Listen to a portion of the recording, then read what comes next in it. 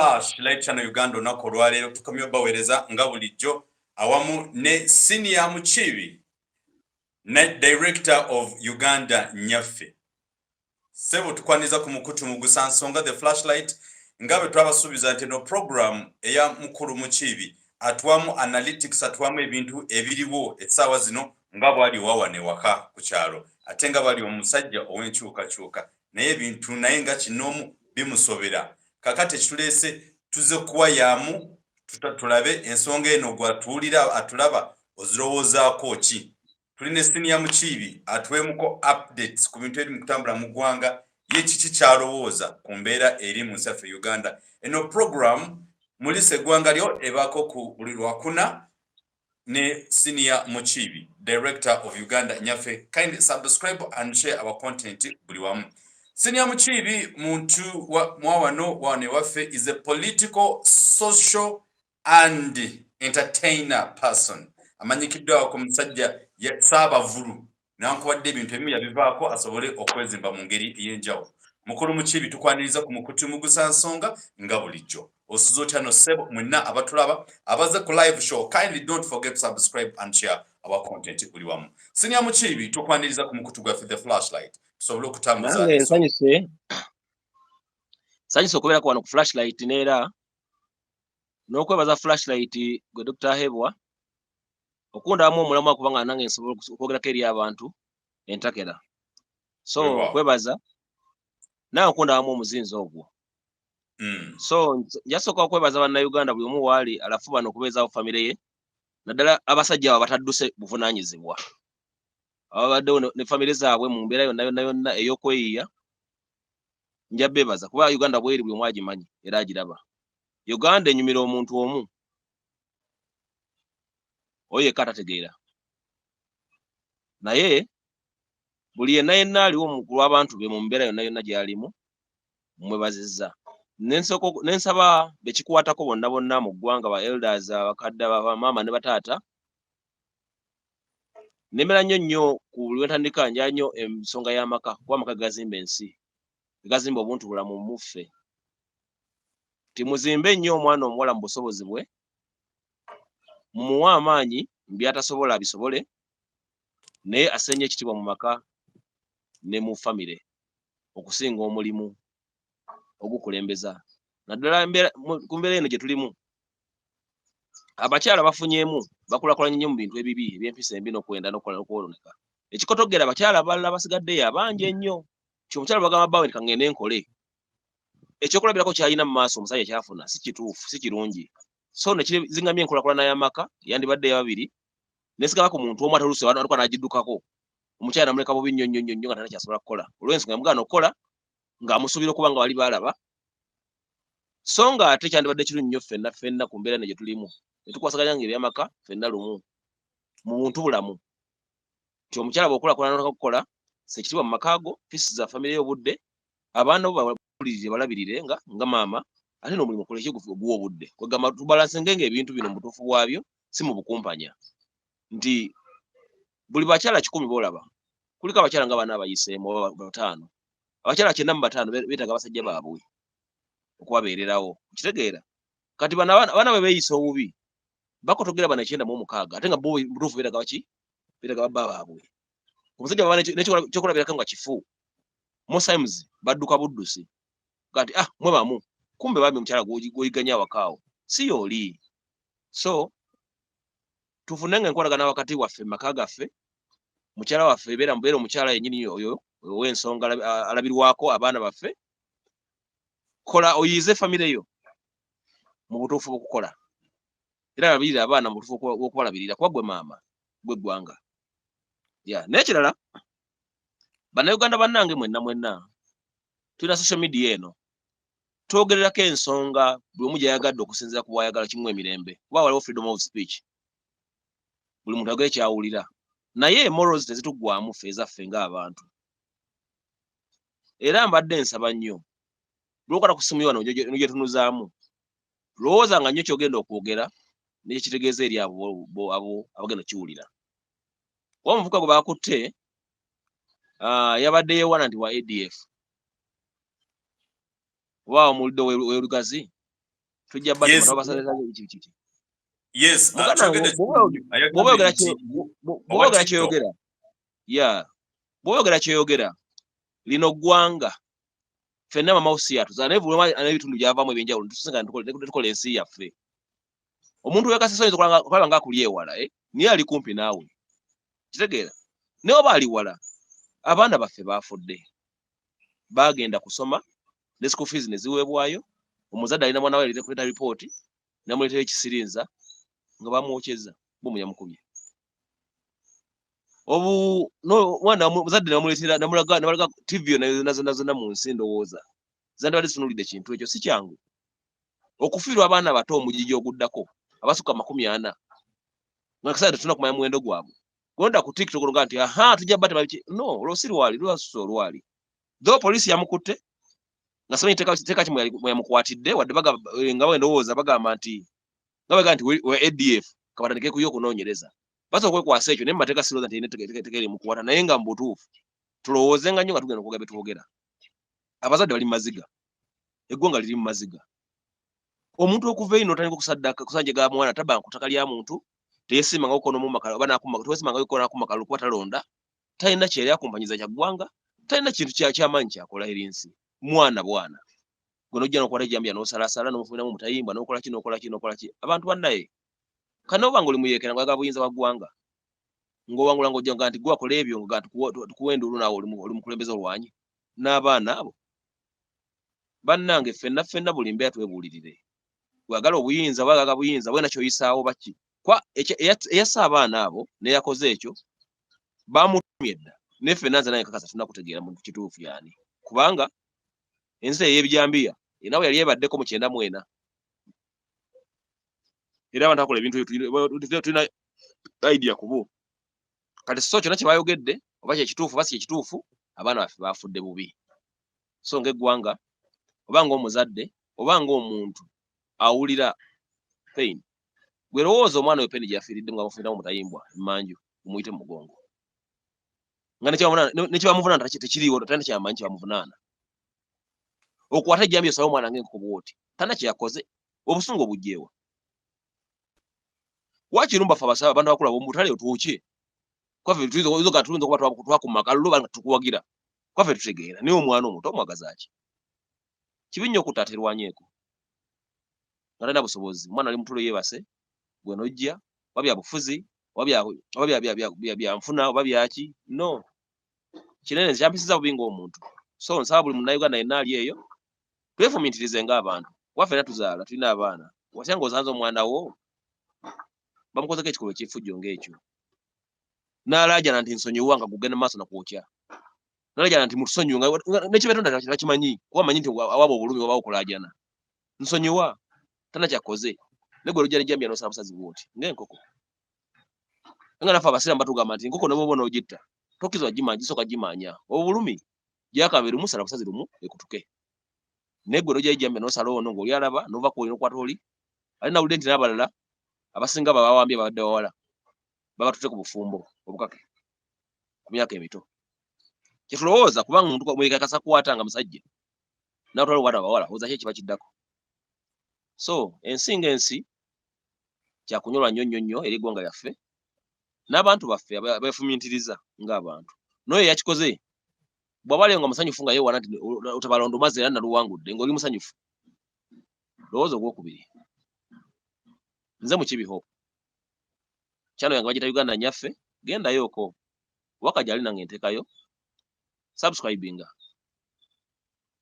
tuteese ebigambo okay abibaddala nga bw'okyogedde bw'otyo owulira omutima nga guyitamu amaziga naye ate nange nakyogeddeko ku mukutu ogumu olunaku olwajjo nga ngamba nti abantu tulina enjawulo of being human and human beings kakati omuntu atalinaamu kantu ka buntu byannyanja bye binaabyo naye ffe abantu tulina kwerya naye obaga bukulembeze bakulembera abantu ate nga bw'ojjawo anything buli kintu ekivaamu omusaayi kyonna kirumizibwa ne bwe kiba kiso nakyo kiraajana n'omuntu naye alaajana ng'onoosuna weesuleko olumwa manya ne munna alumwa nga bwe tugambye nti kino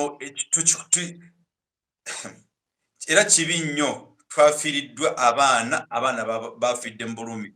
Mwenna bali ku show kindly tusaba musharinge programu eno bweva ku flashlight egenda direct wali ku mukutu ogwe bayita Uganda nyaffe, era namugendeyo ko musubscribing musharinge the content kuba ogwaffe tetujja kumulisa ggwanga oba tetujja kulabisaani naye ng'ekikolwa ekyo siga kituuka ku baana bo oba abazzukulu oba abantu bo. How do you feel? You person, but so but all your Uganda, you can hear English. If you can't hear English, at least someone can translate it for you. Kandi binebikola tubivumirira nnyo tebitugasa.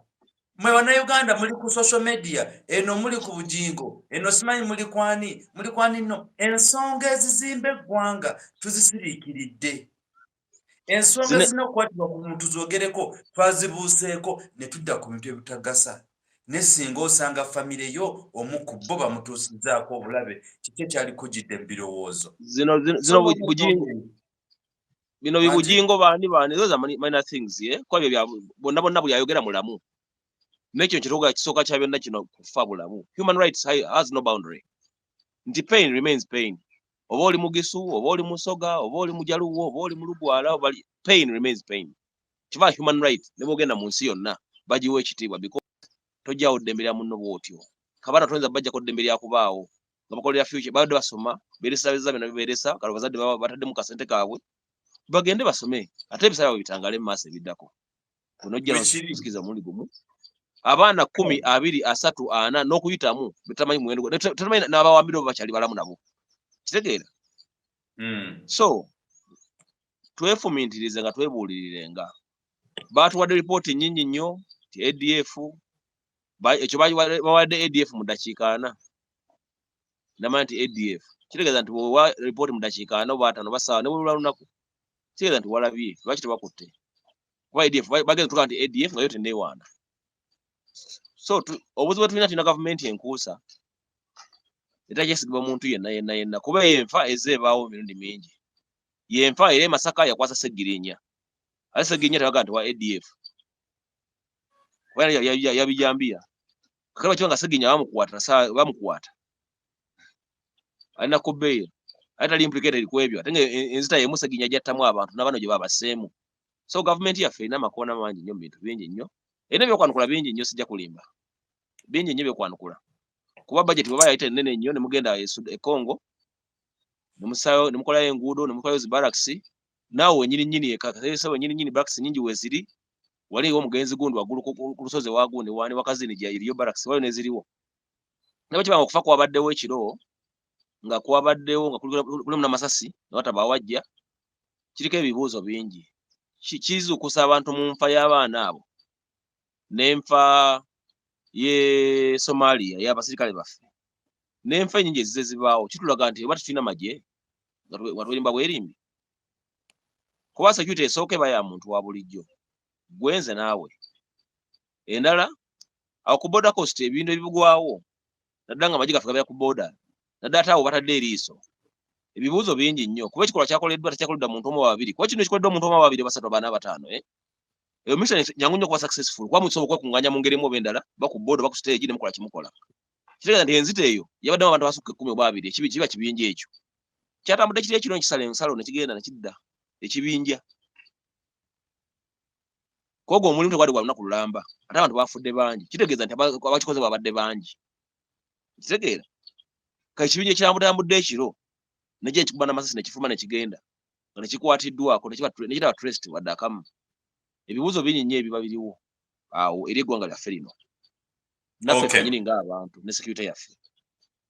Era ebyaddala ebintu bino tusaba omukulembeze w'eggwanga tumusaba atuyambe nti ebintu Museveni atuyamba kunoonyereza so kuziyiza because Museveni sigwe bakubye President Nabbanja yabaddewo bakubidde kati oliko report tugisabe Nabbanja awo simanyi bakwatagana endowooza kuba President Nabbanja yabadde muyinza by then bakubidde oba nabo balabye nga Nabbanja aliwo ne basaba balume muddo obwo simanyi. Okay, mwena abana batubuzizzaako okuli Namugwanya, Alex Mpungu, Hawa mobile tubalamusiza twasuze bulungi olwo tutandise program olunaku olwaleero naffe nga twebuuza ani agenda okwayo report ey'abaana bano abaakubiddwa kuba Nabbanja yabadde mu buyinza ennaku zino oba yakyali mbuyinza gwe balekako Nabbanja atuwe ku report atubulire ku regime ye balumba Kasese regime ya wiki emu balumba Kasese balumba Kasese so Nabbanja yalibadde yegattaganya era record. Yes, akole press conference atubulire ebice byabaddeyo. Nenna kinamwagaddeko kimu nga ye Nabbanja alibadde mbuyinza ennaku zino yasindiseeyo Janet Kataha. Kwa Janet yagenze ye Kasese. Omubumbi w'ensuwa tabajja ndongo. Omubumbi w'ensuwa tabajja ndongo basudde yayimba n'agamba atyo. Ono Minister of Education ensonga zetuliko za security. All fountain of honor ye commander in chief. Ye Nabbanja aliwo. Yavuddeyo kati yavudde manji yabadde. Kakati wanga commander in chief wali ensonga za security. Ate mulumba armed forces. Whereby Nabbanja tabanga armed. Now Minister wa defense wali ne CDF wali. Okitegeera. Balina kwogera ku nsonga ezo kulambika eggwanga lino. Ki? N'okugumya abantu bannansi kwa bwe kyawedde ekyo. Amasomero amalala gagaddewo. Olw'entiisa. Ate jjo okosa jjo bajjo. Ndabudde bagakaka okugulawo. Mugulewo mangu nnyo nga bukyali. Aguzaawo omusomesa olw'empaka. Kirungi abaana okusoma. Okusomera ddala kirungi so okubeera ku ssomero akakabaza abasomesa kugula amasomero ago oba oli emirambo si kipya gy'oli naye oli gw'ogamba ogenda okusomesa omwana gwe gasokola ku mulambo. Ekyokubiri abantu bafudde abruptly timwana badde atambula ggulo limu nga yeebase ggulo limu ekyafudde entiisa temaga gwa muntu nkeera ddayo osomese nawe ddayo osome ng'okimanyi n'abaana bebasse lyadde essomero nga lino eriryo. So omuntu okutya toyinza mukaka butatya. Okitegeera ensonga nene nnyo bwabadde bulaba abantu bafudde abantu batidde. Abantu bogamba okako okudda ku masomero n'okusomesa abaana omutima tegujja mubaamu.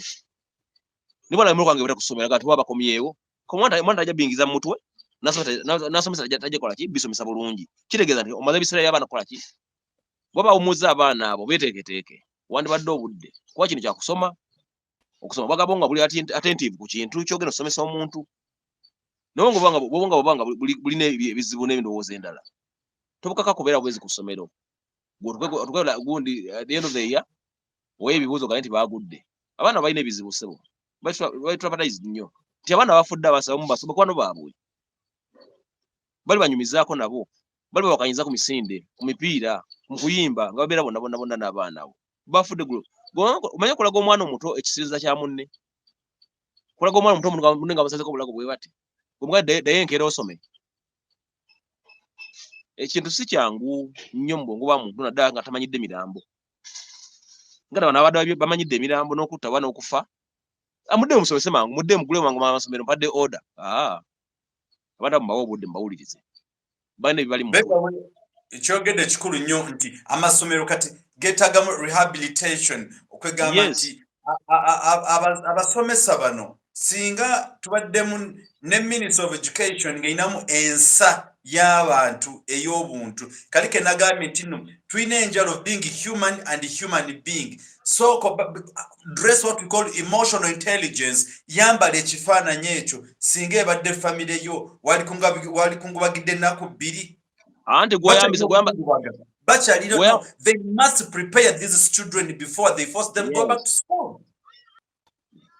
Naye ng'ekyo kirina okubaawo nga ozze n'omuntu gwe beesiga okitegeera olina okujja n'omuntu gwasooka okukkiririzaamu kuba ebintu bingi ebirina emivuyo nti wakakkirizisa omumbere nti yatta n'asaba ekisonyiwo naye nga eyatta ye yali munda n'abafu nga n'abataffe yatwabalaba nga beetolodde biki olubiri kano omukisa nti yatta gwe n'ojjako omusango after kumulirizinga kudda waabwe 2-3 days nebatta abaana abo kibanga ekyaga nti omutemu wamutadde waye yenyini yakkiriza nti ye mutemu n'asaba ekisonyiwo naye ate kankusalamu ekyo olina okujjuka nti omumbere omukama owaabwe Rwenzururwa the king of Kasese yagambye asaba ripooti ku kintu ekyakoleddwa mugundi mu territory ye seeyo yokka neyakola balulinga naye bamutwala wadde yakkiriza kyona kyokolera anda bulumi singa statement gyokolera ku police nga bakunyiga nokola statement yo nayo nagyokoze so gikyusa mu kooti kiva n'omulamuzi bamugamba nti omuntu wajjanga alina ebiwundu mu kooti nga poliisi nga naye mutuusizzaako baja abadde mu detention center bamutuusirizaako ogwo omusango oba ogugoba because bamusalidde dde omusango namuwa n'ekibonerezo kati omuntu wabanga abadde under detention nga talina ddembere natuka okukkiriza byatakola munnaye mu nsoso bikyusa nga nedda ssebo nali musibe basamanyi kiri ku bantu bange ndi mukulembeze nga banga nti okukkiriza kino kika kyekinteesa nzire eri abantu bange nakkiriza olw'obulumi obwo naye saakola kintu ekyo kozi ffenna twalaba bulungi nnyo omumbere nga ali mulubirirwe ng'alumbibwa ng'akubibwa abantu ne battibwa abatalina mundu ne batta abakazi nga bambadde obupale bunika ne batta buswavu abantu ne bufa nga ejje yaffe terina otukuuma nga lirikola ekintu ekyo so kyova nti ngamba ebisa ebisinga nti abantu bekaseesa abo ne bibatuuseeko ebingi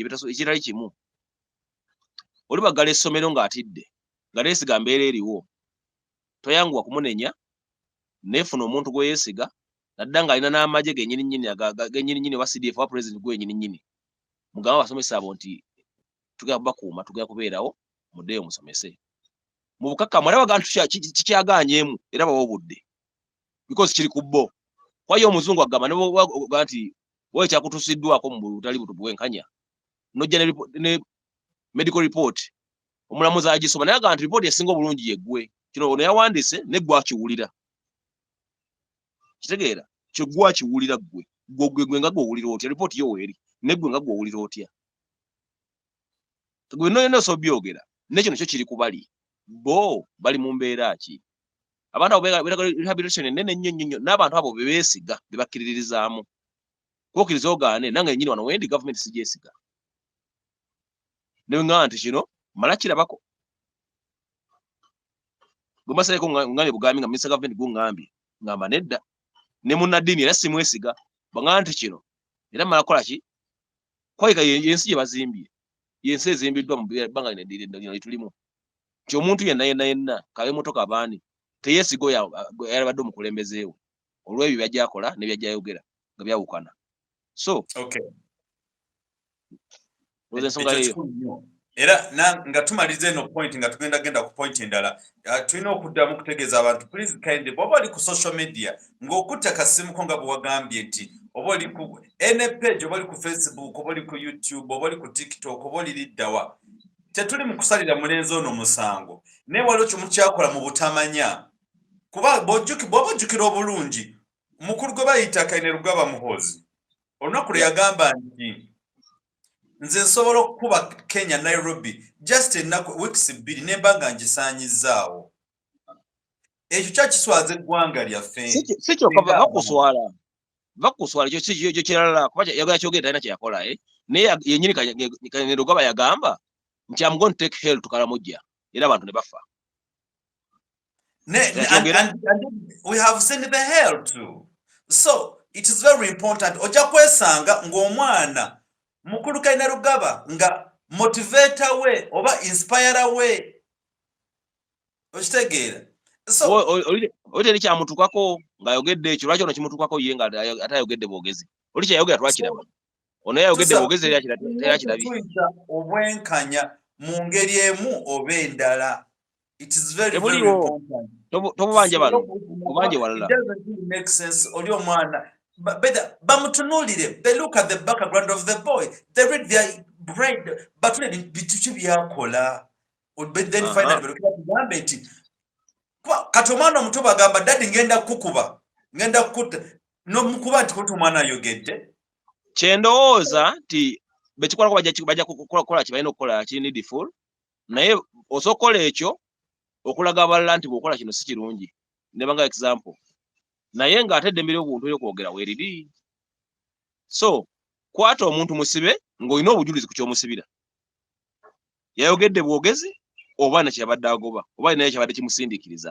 oba mulenzi bulenzi bw'aba nga mulenzi bulenzi ng'ayogedde mubulirire mu disciplining muntu agenda dde ku mirimu gye ayinza okuba nga alina famire gyalabirira aye naye nekola kineegootaana mu ngeri muba endala ninga nekimuvunanya nawe nyina okimanyi ddala bulungi amukutte titane kyamanyi ku kyo yes yabadde anoonya content ne biwaba ne Okay. ngaba na Uganda ngaba mpenda bakuziddwa bayonse ku mbere y'omuntu twebulirire bwetugenda okwogera naddanga ekintu ekyo kintu kinene nnyo kinene si kitono. Era tusaba mwenna abali ku program, do not forget to share and subscribe. Era bamwina obulango bwame mu butuwe tubalangireko, support us in engeri emu oba endala. Mukulu Mukiibi tutandikirawo. Erina ebiseera ebyo by'obaddeko nga omu ku abo abapromotinga music w'eggwanga, obadde omu ku abo abazimba abantu, ate eri omu ku abo abakolako ekivulu ekya mukwano gwo gwe bayita His Excellency Bobiwine Robert Sentamu, kwegamba muntu obwati omanyikiddwa mu ggwanga. Ekibuzo kiri nti omukulu gwe bayita Nyanzimana Pastor Bujingo nga mwengeridde nnyo mukwano gwo, embeera ono nga gwe kinnoomu nga temuli kuvoola okyogerako ki? Omuntu yenna bw'ogenda ku mawanga nga refugee wanga oli ku mawanga etali wammwe, kirungi nnyo okweyisa obulungi okusobola okujja mu bantu abo naddala ng'omanyiddwa. Mugabe yagenda n'agamba abavubuka be abawala n'abalenzi ti singa ogenda mu nsi endala n'ofuna chance ekissinga omuwala, kiss her very well cause you are representing Zimbabwe. Nabajja mubuuza nti bayogadde ku Muzimbabwe, Bazimbabwe tebamanyi kiss. Kuba ggwe kabanga oli mu Zimbabwe n'okwata omuntu omulala w'ensi endala noyogera nokola ekintu nange mu Zimbabwe oba represent baki? Era n'omuntu bamubuuza nti bayogadde ku Muzimbabwe kati Abazimbabwe basiru oba balungi. Kwabuga nti nze ndi Munnayuganda oba ndi Munnarwanda naye ndi Uganda. Kyonna kyokola oba representinga Rwanda. Osobola kubanga osobola okukiyitako nga ggwe omuntu naye waliwo abakuli emabega. Nti singa ensi eba ekyuse neddira bannyiniyo banno banaasigala mu munaasigala. Kuba okkiriza ogaane tubeera naawe gwe oyinza okuba oli Munnarwanda nga bwe kiri naye abaana bo Bannayuganda ate bo kuba bazaalidde wano. Otegeera? So tusetinga omusingi ffenna oguna tusobozesa okubeera awamu mu nsi eyawamu kubanza ebintu bino eby'amawanga sibyagala, si birungi olw'ensonga buli muntu yenna tumwetaaga. Ensi ekula bantu. Reagan yagamba nti singa kyakisoboka n'ensobola kusomya bantu nga bayiwa mu nsi yange yandikulakulanya nnyo because abantu abangi bebawa omusolo omungi nekola ebintu ebingi. Okitegeera? Nze sina buzibu kwani oba aluwa naye Bujingo oba bamwa bwe mulimu yayogedde ku musajja otya miliyoni emu ng'amabugo yalina kuba yadde alina kuwa mmeka, babadde bamubanja mmeka? Nti Bujingo Bobiwine okuwa omusajja miliyoni emu okuwa amago miliyoni emu gatamuwola nga badde amuvuma kyadde kibi nnyo Bobi kye yakoze nga Bujingo yennyini awaddeyo miliyoni 5. Bujingo omusajja abadde alina muwa miliyoni ziba n'ekikumi because abadde kyaliwe nnyo mu misango emingi bazizza cause Bujingo atusene okudda ku kituuti n'asabira Nsereka kalulu mu Kampala nti banna Kampala buli wasa nafuna ensereko we era Nsereko banna Kampala mulabirira nga muwa kalulu akaddako olw'okuba yazise munne bwe bagenda bonna okukyala ebyekiyaaye kakati n'olw'ensonga yakolekera okukyala mu byekiyaaye bamuwa akalulu akaddako. Bwe bakiba nga yensonga ekuwesa akalulu mu Kampala kuzika just mukwano gwa Bujingo then ne Gashumba amusabire constituency kuba naye yamulekerako okukyala namusabire constituency naye bagimuwe kuba yanga qualification y'okulembera abantu mu Kampala. Bujingo nali manyi nti ategeera n'ebintu byakola oba buli muntu yenna yandifire ku chance nakwata ku muzindalo nayogerako eri abantu okumala ebbanga kwa bingi tujja tutula ebintu bingi nnyo mu bantu betulooza nti bagezi. Bujingo sigamba nti musiru wadde ngera sigamba nti mugezi naye byakola bya kisiru. Ye nga yayinza kuba nga mugezi ninga byakola bya kisiru. Awandi Bobiwine okumala ebbanga ggwanvu nnyo Bobiwine tamunyega. Bobiwine si level ya Bujingo. Bujingo oli refugee onoonya obudamu ofunye obudamu mu ggwanga lino Uganda n'ozimba n'ekkanisa n'obba abantu n'oboogoloza zibakuweza ekkanisa z'okwanamu n'ozimba bakazi b'amayumba tebazimbidde ekkanisa beevulunga mu bitosi naye era tukulesa okola ebyagala kuba ne bobba baagala ziri ndiga manyi kuba qualified okuba endiga bw'oba endiga oba qualified okuba omu pozi yagenda abawagizi bacha kolonyi basiru so yagambye abawagizi bacha kolonyi baki basiru nete ni musiru asinga ndiga kwana bujira kamere tenyega wadde ekigambo kwendiga wekabira otante atenga yasomba ndiga oba ndi musiru simanyi oba Bobiwine line mu Bible naye omuntu alinya afuna transport nakwata transport we nalinya je ku Kanani azo okusaba kufuna ekimukakanya omutima ono je line mu Bible wajira kyagulanyi buta mabugo eri mu Mako eri mu Luka eri mu Efeso omuntu atade transport we mugundi mu motoka aje afuna okuyowewa omwoyo gwe ewo gwe pastor gwe yesiga noda kukyagula nyino mwogoloza bujingo totegeera olonsonyi wange tategeera bantu kibagala tategeera kikyakogera ddi era wa mu service ngeyo si ebijjawo bwala kuyisaawo nsonga eyo yandifunye YouTube omu balaga ku TV ye nakola program y'enjawulo nga ebyo yakuvuma n'ekibo kyanga tuze kusaba tuze kuliwewa mwoyo n'otuzamu ebyo bujingo nedda kibulamu bujingo weewumuzeeko Kyagulanyi ali ku dada ali ku level ya Museveni n'okuyitawo Museveni ye yawamba buwambi Bobiwine yayagala w'abantu era akulembera abantu Museveni yamanyiza abantu bene bintu ekisirusiru nti ye seneza zegwanga kwatanga bwasanze nagabanga bwasanze ye walooza nekyagwa kyalina okukola kwata za kibiina akole ki ezekibiina ziba na accountability n'ensasaanya kitegeera tojjaga nti naziwako amabugo ewagundi waayo zizo waayo ki waayo zizo kyekoze Kyagulanyi president wa ggwanga omulonde era mwenna abantu abalinga bujingo abayendooza nga bujingo naddala bannalwanda mwandi wadde saa zino nga mweyisa bulungi nnyo mu ggwanga lino mweyisa bulungi nnyo okwakola ku bikolwa bya bannammwe bibakola mufune eddembe ne soft landing singa bannammwe baba bagenzi muleme genda nabo ne bujingo alinga yeseringa kugenda ne bakamabe kwa bwe bajja genda ale soon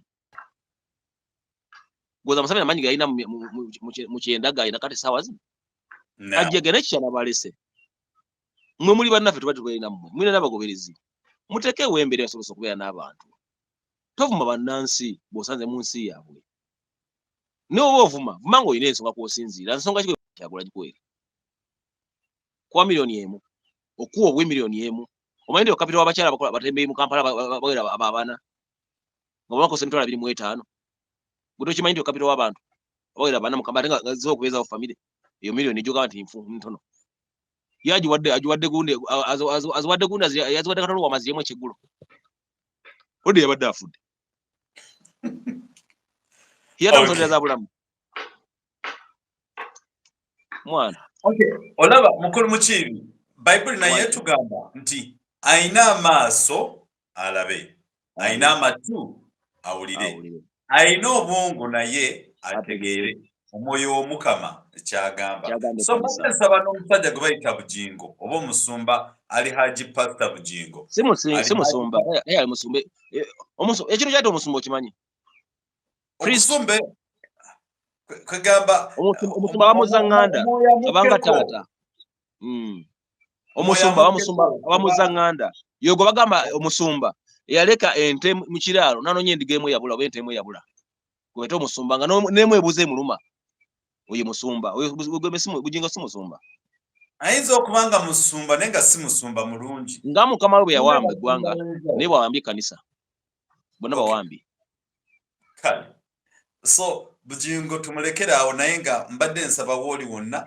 nze genda ndimwadde amagezi gali gamu gokka nti aleme kuzza bigambo mu public kuba ye nga musajja mukulu agenda kweswaza yekka kuba omwana TikTok yeetagenda kikula ayebwa ensonga gyetunuliza ku bujingo nti okupima byayogera tekiri ku ye nga ye kuba ye bujingo ne bwafe enkyo baluli oba ne bafuna obuzibu bululi ye akuzeemu naye lyaba muli mugongo nga baggwanga lye nga bajja kuvaawo basigale kuba nabo bennyini okubaawo kwabo wano waliwo abananda basookawo wano naye tebeeyisa bubi kyova bana muntu kyabayina kitegeera ate nga mu nsi yonna yonna babagoba mu nsi yonna yonna kabaka waffe yabasembeza olw'obuntu bulamu nese abuntu bulamu bwate butufukire ekizibu kitegeera Okay. abantu bangi nnyo asokugamba nti bujinga bana namumanyira nagenda lumba gwasobola nga munawanda namukola kyamukoze mwebyo guyogera guli secure bujingo nga bujingo ne bwo boyogera ekintu lowooza nnyo kuba kuli emabega abateyinza gwosobola kusaba Museveni nakuwa abakuumi nga bwe bayagala noba nguli secure neri atayinza kusaba abakuumi bonna gye bonna bantu bangi banawanda baliyo mu kyalo babeera naffe basula naffe tulaba ffenna emipiira tukola buli kimu kyonna kyonna ffenna so nga omuntu wananyiiga omuntu ajja vanga nju nti abanalwanda abo bazibu bajja kuba nga bali nti okubeetangira nti ye butire okuba bwobogo bemese ennene bw'osanga entono togiyitako nze njala nnyo kitunuulira eggwanga so si bantu omuntu individual bo bangu n'eggwanga nti eggwanga ly'abanalwanda abo bantu baffe okitegeera bazze wano tubeera ffenna omulungi asigale nga mulungi n'omubi akola eki ajjewo obubi bwe agende nabwo yes Okay.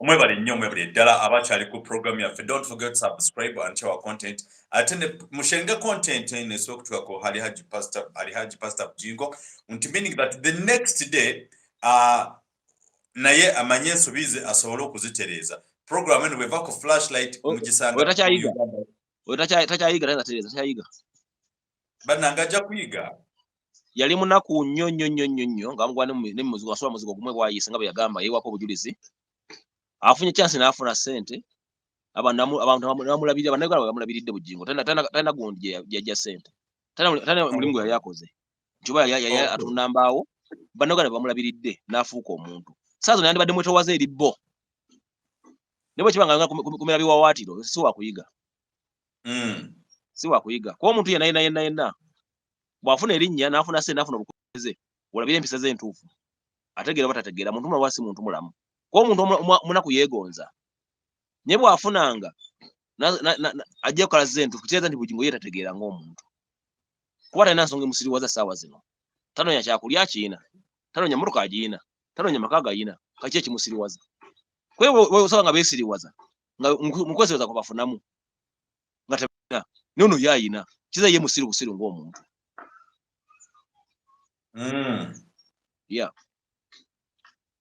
kale awo n'olwensonga eyo mbasaba mwena abali ku sheno abali ku live Christine Babire webali nnyo okubaawo you also gisharing content etuke ku Pastor Bujingo asobole okuterezaamuko Lydia wa Bobi webali nnyo n'abasigadde abaliwo we appreciate Senior Mukiibi twade kukyayigira ku ekyo nga gwe musician at the same time a politician political analyst ate ng'obudde obusinga buli motivative speaker yoganye n'abantu abavubuka ne bakyusako mu mbeera zaabwe do you still believe nga gwe omuyimbi nti waliwo ali mu kunsumbwa naye basooke batuleke nti ono omwami Kenzo because nze mkyebuuza kiki kyebagezaako okuzimba wano mu ggwanga nti Kenzo ali ku Bobby Niyonzimana Bujingo ali ku Bobby n'abalala bonna bali ku Bobby are they promoting him bagala munafuya gwenga gwe mu bwongo kikyolowooza ate nabana abavubuka bali wansi kiki kye balikoze kuba kyendaba essaawa zino abantu batandise okwekuba empi ninawe n'abadde John ng'agamba Bobby kaba muvume oli n'amuyisaamu panji oli n'amugamba okufa kwa Katolu bwama ko kwaleese embeera ey'enjawulo mu ggwanga omuganda agamba nti ogugwako entontogolo ennyonyi ziguyita bbali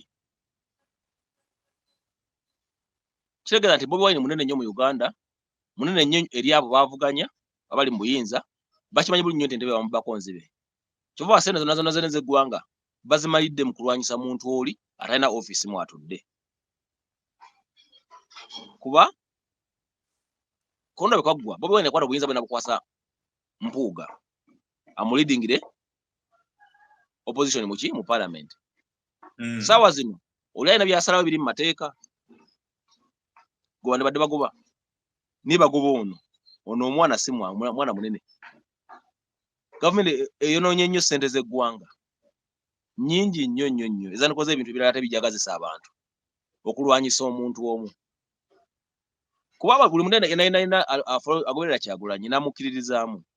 Sirwa kuba alina figa. Balwa kuba afumba nyembere ewoma. Values kwayimiridde. Zezimufula Kyagulanyi w'ensonga. Values ezo kwayimiridde ezisamba nansi mu bayita okubonaabona. Zikolwa na ssente. Ate ssente nnyini ze bakwata okulwanyisa Kyagulanyi. Zizandikoze ebyo ate abantu ne babaagala. Naye tebalina magezi. Kali bwokola bilioni 3 Kenzo okulwanyisa Kyagulanyi. Ziba health center nga 5 oba 4. Kwana buli health center 4 bajibalya bilioni 4 bazi 4 bamukaaga bwe kityo. Nti boga nti Kenzo ne banno mulwanyise Kyagulanyi. Nokuba bilioni 3 n'oga nti nyaziwo bano. Zimalamu nnyo okukolamu ebinakwagazisa abantu. N'okuzibazimbya obutale. Kuba juga Kenzo ekasawa n'abalala bangi babawa kulwanyisa omuntu ogwo. Nenga sene government Museveni za spending okulwanyisa Kyagulanyi. Zimumala okukola abantu bye beetaaga ebimu ku byo. Ne basizinga fire. Ne bafuna esubira ebira bijja kutereera. Naye okuba nti bonga abantu badongo badaawa taza bitegeera. Kyagulanyi Uganda ne banna Uganda kitwalidde emyaka egiwera 37 35 okufuna Kyagulanyi. Bwe tutamukwate bulungi na kumukozesa bulungi kize twali emyaka emirala ngaaga okufuna Kyagulanyi omulala. Simye oba tulibaawo oba enseri b'ekyalina kyeyinawo oba tulina obulamu nga ffe abantu. Twafunye golodi, twafunye obugagga mwana oyo atana bye yeenoonyeza. Kuba Kyagulanyi yejja mu bugagga neeyavuwaza olwaggwe nange n'ensi eno eyiye. Kyagulanyi tabula nko kyakulya.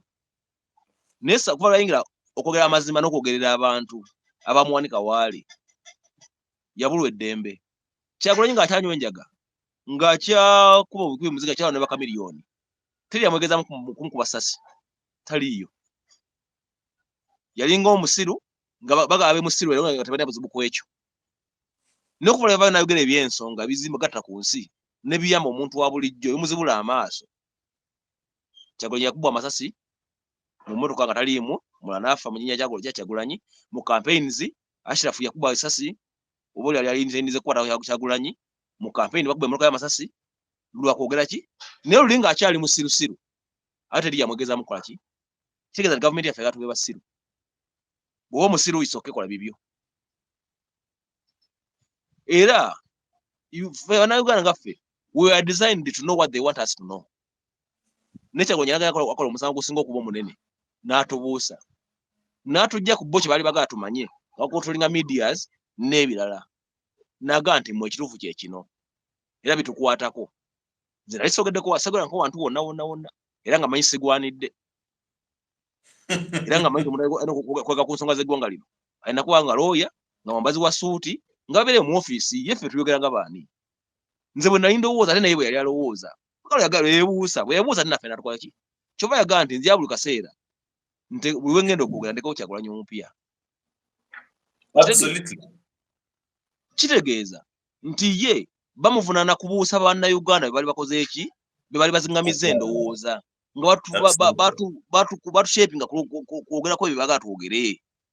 Era nga tubeera ntulinda parliamenti yaffe nga tubeera awo ntulinda ki. Era parliament ebadde emabega okuva edda nti ojuza osanga 5% ng'abantu abo bamentalingibwa made in Sereko ne program zaki z'ebimezi ebirala. Ulira nga abantu abo tubamanyi biki. Ne Kyagulanyi kayika yaleeta abantu be bali mutasubira nti basaanira n'abayingiza parliament. Naffe fenyinduka nti naffe afaanana nga ffe asobola okwogera ebintu ebifaanana bwe bityo. Twali tubimanyi naye nga tumanyi si byaffe. Nga tulina bakama baffe boogere bitulooza nti bakama baffe ab'ensonga. Ne Kyagulanyi abuusizza eggwanga lino saazi n'obuusa mulenzi nga myaka 17 asobola okusensula ensonga n'oga nti bana nga bategeera. Abaana basensula ensonga muganda wange ku boda osanga emboozi ku boda nga yaggwanga ninga bana byogera byonna bituufu nga bali informed. N'osanga emboozi mu matatu nga bana bali informed. N'osanga emboozi mu batembe nga bana bali informed. Gwonna omulimu gwa Kyagulanyi. So Bana Uganda tukwate Kyagulanyi oyo ng'ekyatika tukuke tugenda kubanga tatunonyaamu ssente kwa Bobiwine naganja bwanga basamira sokwata kinza mu bilioni 3 ne banne mbadde nsaba okkirize wali wano ku lujju wano akuba nnyo gate ka otegeeza Bana Uganda kamuguli. Okay. Gwe weebuuza Bana Uganda gwali eyo nti Kyagulanyi anonya ssente oba anonya nsikutirera kuba ssente era aziina nga nendo ng'agikuba bulungi nnyo ng'ali free ne kuwa ffeffe ng'eggwanga lyaffe ino ng'ala gye ligenda ng'omuntu alabayo naagala naawe wennyini kwaki jangu byenyigiremu kati gwe nawe naalina kamera alina essimu ngwe n'ensonga gy'olaba nze bantu bangi bagenda baŋŋamba nti totera kubeera na principle tulwawo okulaba eka mwokya no wooli wennyini nnyini oba oli kyazanga oba oli luddawa oba oli luddawa waliwo embeera embi eriwo oba ddwaliro oba katale oba byanfuna nga bifu kwata kamera gye tunuzeemu kaguna gwe Kyagulanyi gye tunuzeemu yogera ku nsonga ezo kwete okulwana si kuŋŋanira wamu ffena mu nsi weemu twogere ekintu kimu no buli omu yenna yenna waali oba oli mutembeeyi oba okyanoonya mulimu oba osoma twogere ensonga z'eggwanga mu bulambula okufu bwazo kwaki kijjo tuyamba bwe tumala okwogera tumanye ekyokukola buli kati saaza akuyimuka ffena tuyimuke mulekerawo okussa ekitiibwa mulamu obutalina makulu because kati abaana baafudde badde bwa bufuzi abantu abafa bulijjo enkya n'eggulo n'obubenje n'ebirala bogera ku ya bufuzi so teri alina buyinza bukyusa ssaawa wadde eddakiika ku lunaku olw'okufa bw'oba waakufa muganda nga wagwa oba waakufa kalutanakola nsobi so lekera okutiitira nti bajja kunzita bajja kola omuntu olunaku lulina okufa lwojja okufa tebakulimbanga abaana baafudde babadde bogera ku ya bufuzi so gwona woba oli Masaka oba oli mu Nnyendo oba oli Busoga wona walaba embeera embi kwata kamera yo yogerera awo oli Kyagulanyi yogere tukuŋŋanya amalobozi gaffe gonna ensi betambula nga Mpuuga wajatambula alaga obutale bubi n'embeera embi nawe wennyini wooli awo yogera ensonga nga bw'ogiraba eno essimu yo mugere ku TikTok muzina amazina gamugamuga kuba omuntu alina okuba musanyufu ng'omuntu naye ensonga z'eggwanga zifisize nga akadde ozogereko kuba zaffe omuntu yenna alina atunula nalanga gye tugenda mweraliikirivu kusiza ku biriwo ne bigenda mu maaso so mbadde ensaba mwenna Bana Uganda bwe mwali waali temutuula Kyagulanyi twafuna oyo twamala tetumuzannyisa tumusapootinge nga wonna waba agenze tusapootinge nga ensonga ze tusapootinge nga abaana boogera ku nsonga ahebwazeewe ataddewo kyano yiiyo togera ku nsonga ezibuusa abantu muweddata wena wenwa nayo oli mu ofiisi tosakuvayo muweddata mukibi muweddata kitegeera nawe yenwa nayo kuba fena tujja kugula ku front okitegeera bw'oba tasobodde kintu lwana mu ngeri yonna esoboka lwana financially oba si kyo muzeemu amaanyi munjogera nga nti mwana mwebale nnyo mwebali eddala tusiima tovuma buvumi nti ahebwa muli basiru munonya content biki no bino ebintu bya ggwanga kuba omuntu kweyona adda mu kamera nayogera ensonga ezikwata ku ggwanga zinabe zinyiza balina n'emmundu obulamu ababuwadde aba butazaafiya oyo bamugwemba okukulu mutwe ahebwa gwolaba oyo ne mugongo kikulu nnyo bamubuuza bijabwe bityo bwe bityo so omuntu yenna alina gwolaba ng'ali ku nsonga nga n'ensonga gyaggusa oba fuutu soja oba ani kwata kwolina omuwole ki muwe abeeka mubeeremu kwabira ebintu byakuwayo muganda wange era mukulu mukiibi waliwo omukyalo bamuyita Christine babiri agambye bannange Rogers webale nnyo okuleetera omuntu ono ategeera ensonga bino ebiruma abantu era ayina abaala bayise nabo bajje balabe ku programu eno programu ya Senior Mukiibi mugirinde buli Lwakuna ssaawa 3:30 paka ssaawa 4:30 ono mukulu mukiibi tujja kubanga naye buli kiseera buli Lwakuna era naye mumugoberere nga mugobera SPS mwe okujja kuona ekyenjawulo ky'alinako is both is social political and entertainer ye yonna agwayo taata wa SPS mwe is a spiritual and political analyst yonna ye agwayo so buli muntu ayina kategori mwagwa kyandesani ngamba tufuna abantu abalina omuzinzi tusobole okutambula nabo era mwebale nnyo muguda Fautina webale kujja Kristo webale nnyo bamwita Badde Kisoboka mwebale nnyo mwebale okubeera naffe mwebale okutambulamu naffe tusha ne Senior n'ekirala nja kwebaza nnyo baganda baffe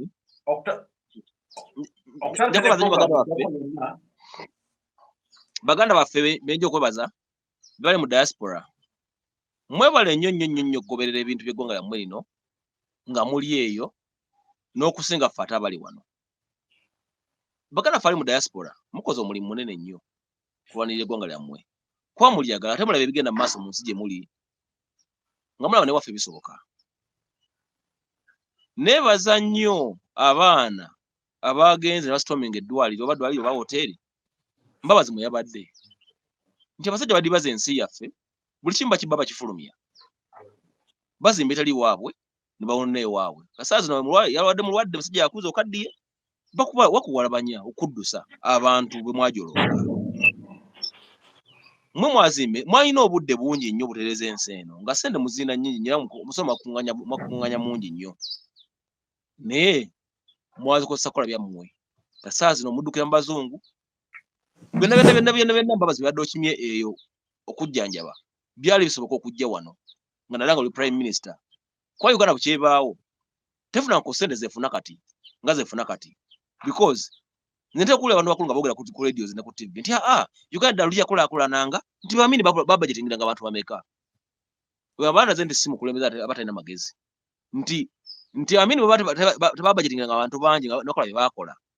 Mbuuza ku mulembe gwa amini bagulanga pampers mmeka ezivaako omusolo ogwo nti abantu bali batono bawangana omusolo mutono katuli bangi tuwa omusolo muki mungi nosiriwaza abantu nti andi amini balina abantu batono nnyo bawanga omusolo mutono era nibakukozesanga ki. Kasaazi tuli bangi tuwa omusolo mungi.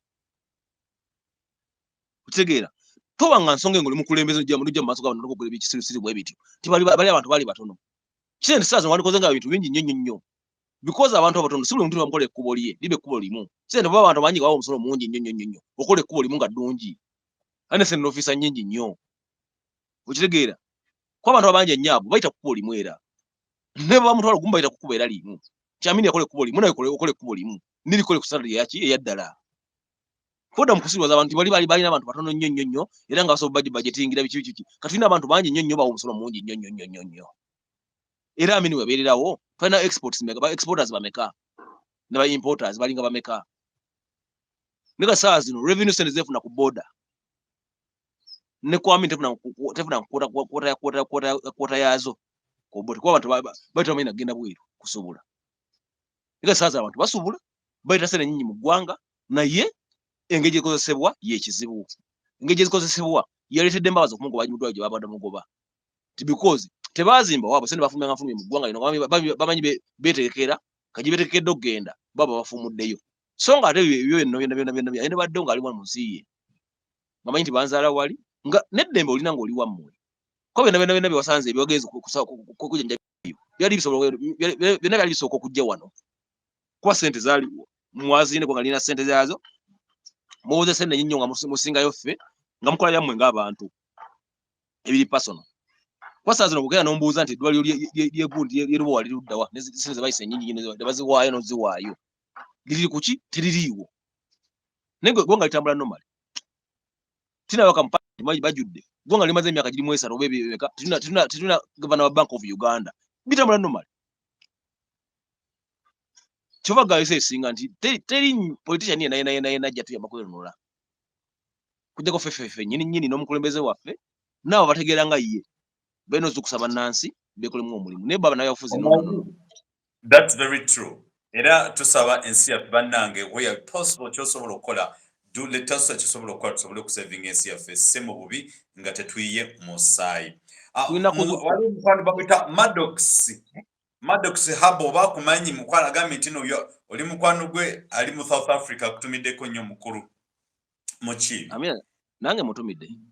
Okay. So mbadde nsaba nnyo bannansi ffeffe nnyini abavuka batalina kyakufiirwa kubanga ensi yaffe eno bajjajjaffe balwanirire kujja mikono gy'abazungu kanaffe tujje mikono gy'aba refugees olutalo saa zino luliwo si between Ugandans and the refugees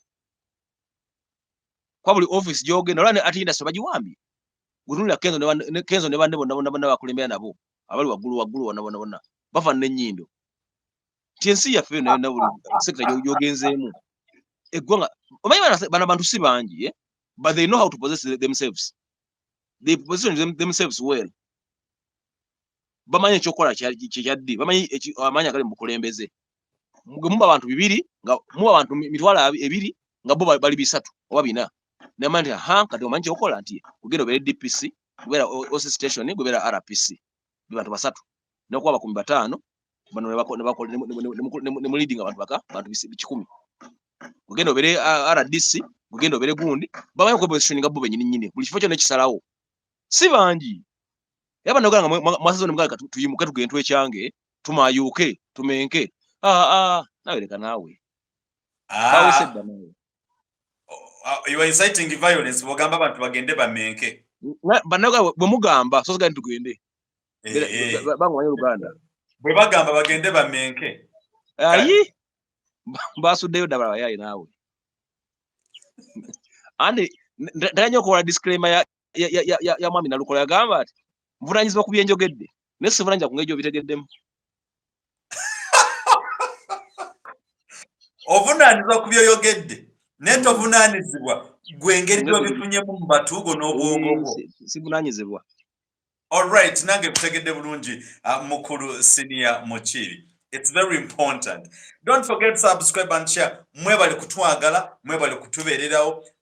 Mutuwa bulango bamitubalangireko. That is the only you guys you can support us. Kwata tujja kubagamba mutuwetekeza data no. But if give us your adverts, mina businesses zambwe tuzirange mufune ba customer nafe tufuneko ku data.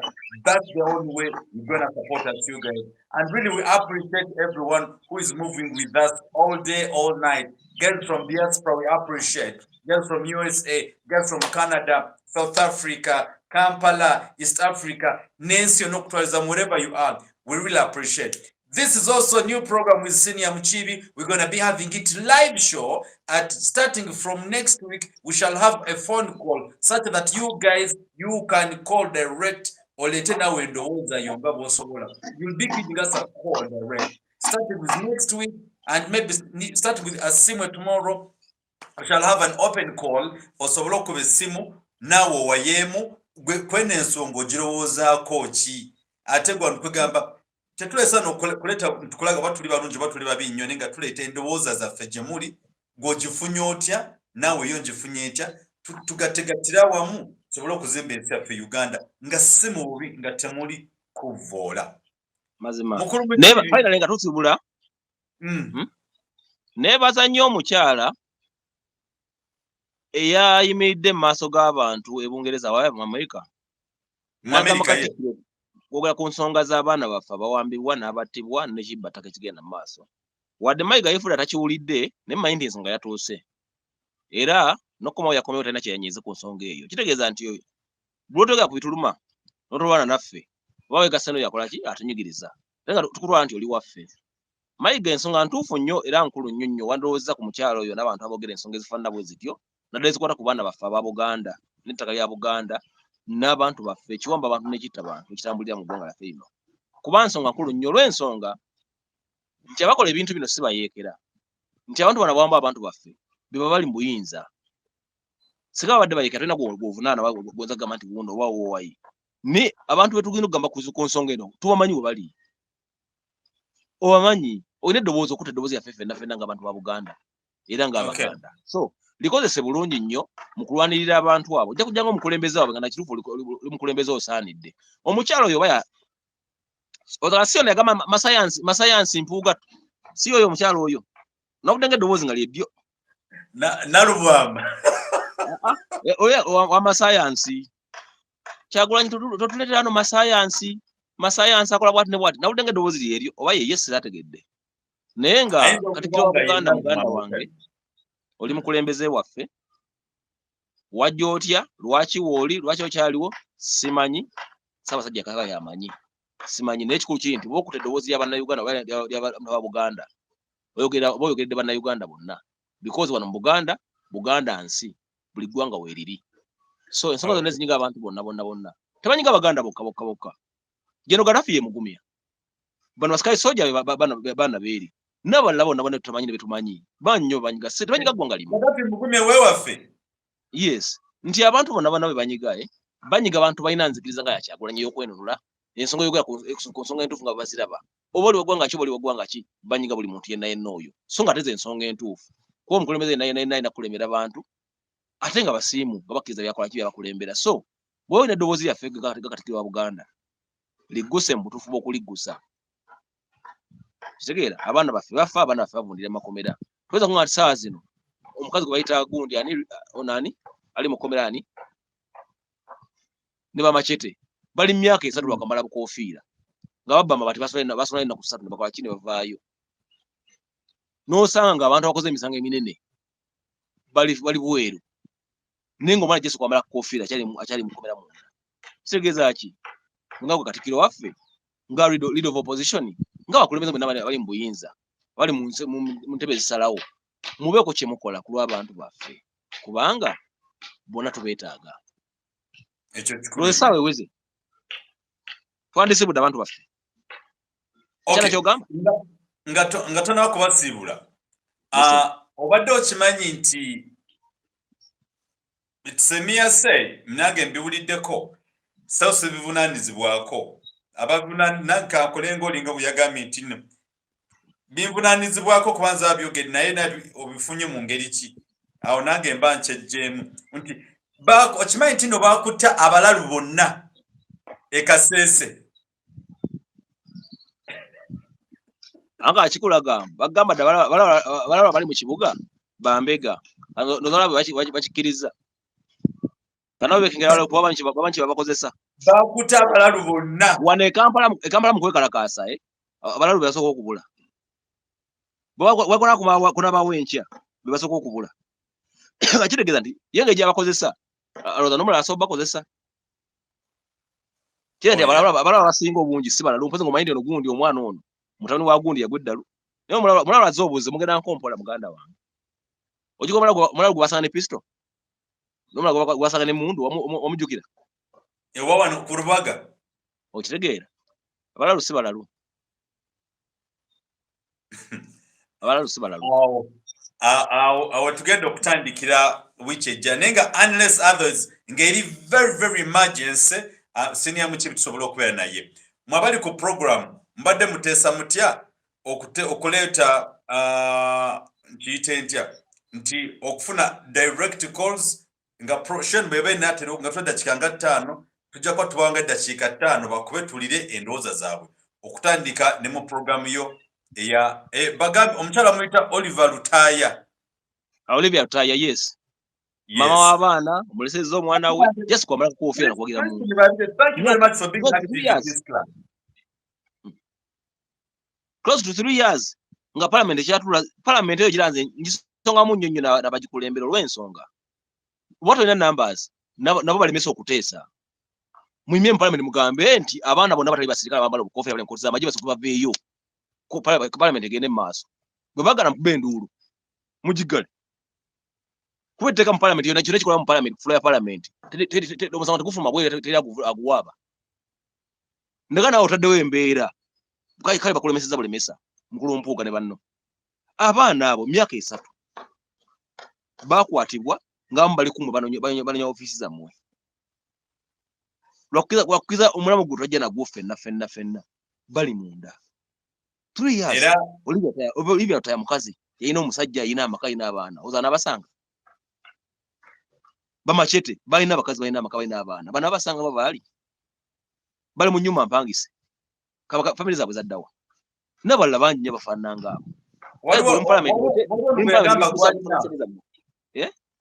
nabbanja waliwo gwe yagamba gwe balina kibalama yamuleeta ye avuna n'omusango ki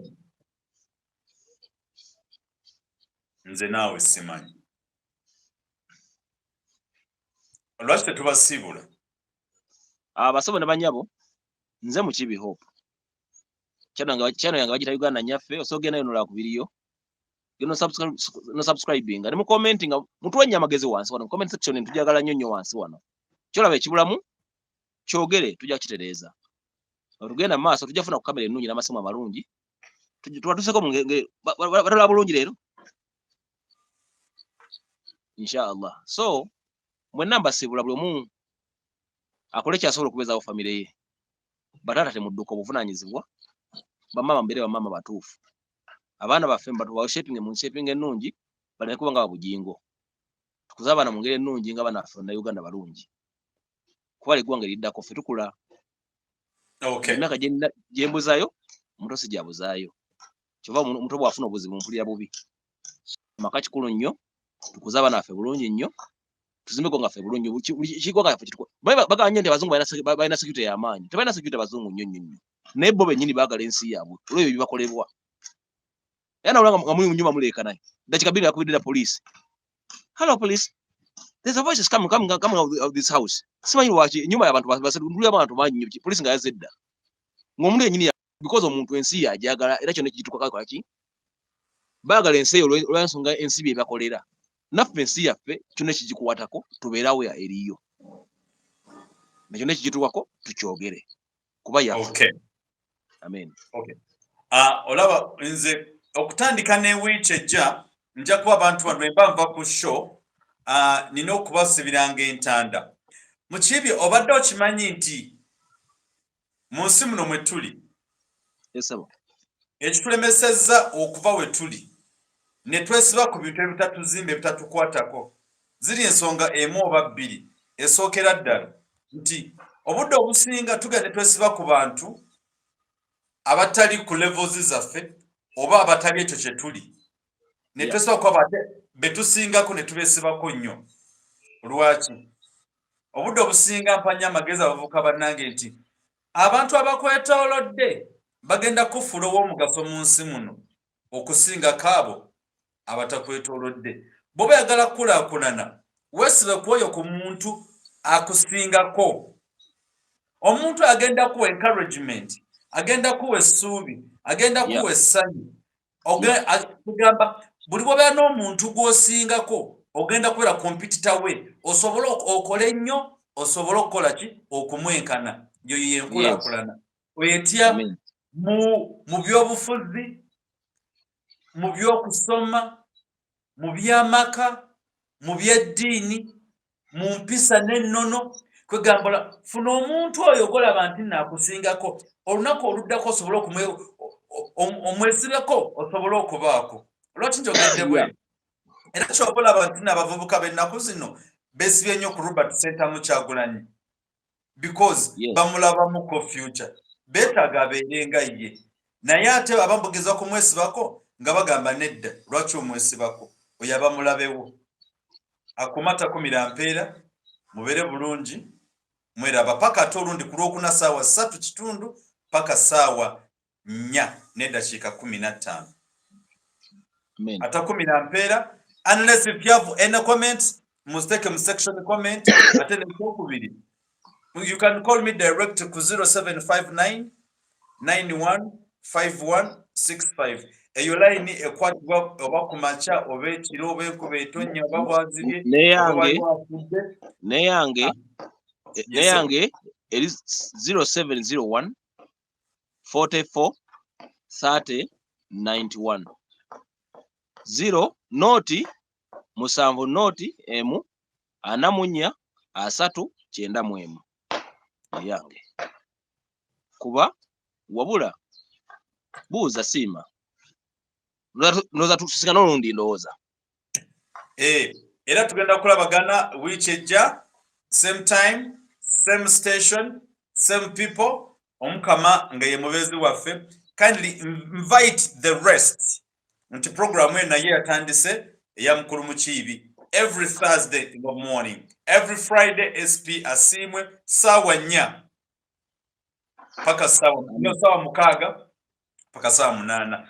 Sarah ogenda naye bannange Zereti naye kansomeko messages nga 5 zokka bayinza okunkuca mikwano gyange wano bayinza ogamba munnange musindikament tuziddamu waliwo gwe bayita Havi mobile tukutumiddeko nnyo webale nnyo. Mpungu Tone webale nnyo okuba kweno show. Alex Tukundane wagambye mazima webale nnyo. Namugwanya Rita watubuza tumasuze mutya, thank you very much. Lydia Wabobi we appreciate. Ono bamuyita agambe Museveni is the head of kali nawe tukutumiddeko nnyo. Christine Babirye n'agamba webale kutuuzaako n'agamba MUKIIBI ono akwagala nnyo. N'abalala mwebatyo mwebale nnyo abatubeereddeko olunaku olwaleero. wait what is going on.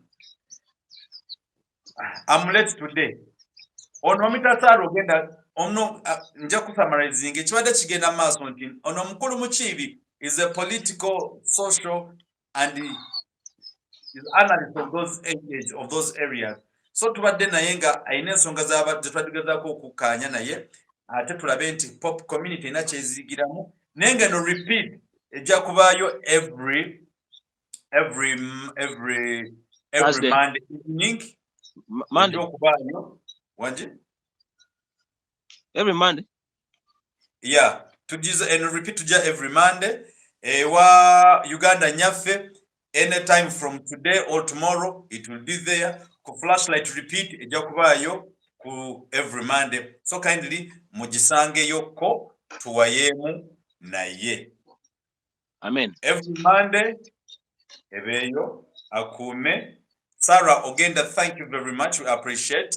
Bannanga takumira mpera bankumire paka tunasinkagana lunaku oluddako. I salute and respect. Don't forget to come on SP Asimwe. Mubere bulungi. Mweraba.